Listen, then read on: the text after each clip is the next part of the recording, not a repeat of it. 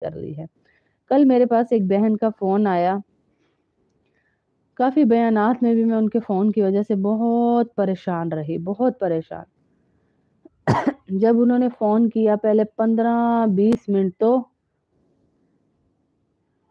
جی 11ویں پارے سے ہی پڑھیں گی بی بی، لیکن آگے آگے روز کا ایک پارا پڑھیں گی، وہ بیچ میں جو ہے وہ 11 ہی روز نہیں پڑھیں گی، 11 کے بعد 12 13 14 ایسے آگے آگے پڑھتی جائیں گی۔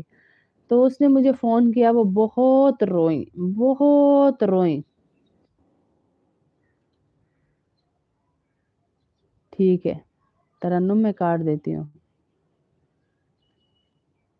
سمساد اور اس کا کہہ رہی ہیں نمرا کا۔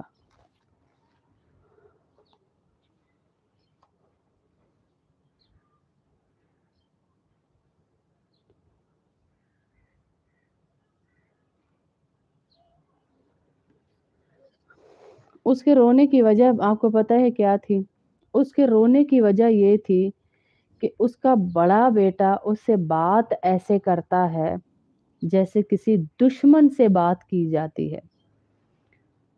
جب اس سے کوئی بات پوچھوں تو وہ کہتا ہے کہ آپ ہوتی کون ہیں، ماں کو کہتا ہے مجھ سے پوچھنے والی، آپ کون ہوتی ہیں مجھ سے پوچھنے والی ہیں؟ جب بھی کہتی ہیں کوئی بات کروں، نماز پڑھنے گیا ہے، کچھ کرنے گیا ہے، دوستوں کے ساتھ گھومنا شروع کر دیا ہے، بدتمیزی کرتا ہے، سب سے پہلے تو اس کو میں نے کہا یہ بتائیں، آپ سب سے زیادہ اس کو یہ بتائیں کہ میں وہ ہوتی ہوں جو تجھے اس دنیا میں لائی ہوں۔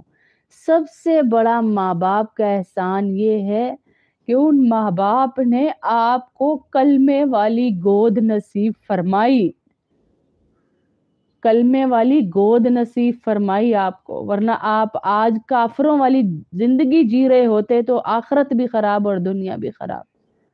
کلمہ نصیب ہوا آپ کو ان والدین کی وجہ سے، سب سے بڑا احسان تو آپ کا یہ ہے اللہ کا ہے،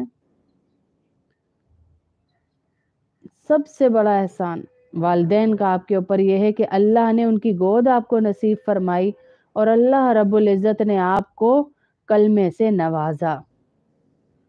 پھر بھی آپ ان کو تکلیف دیں۔ میں پہلے بھی بات یہی کر رہی تھی کہ ریان، پہلے بھی میں بات یہی کر رہی تھی کہ سب سے بڑی بات یہ کہ آپ کو موبائل لے کے دیتے ہیں آپ کے پیرنٹس، اس میں سب سے کم آپ رابطہ کس سے؟ پیرنٹس سے۔ بیٹا فون کر دیتے کہاں گئے تھے، یار ٹائم نہیں ہوتا، بیٹا بتا دو کہاں پہنچے ہو، یار ٹائم نہیں ہوتا۔ دوست کو ایک ایک میسج جا رہا ہے، اب میں یہاں ہوں، اب میں یہاں ہوں، لوکیشن شیئر ہو رہی ہے، اب میں یہاں ہوں، اب میں یہاں ہوں۔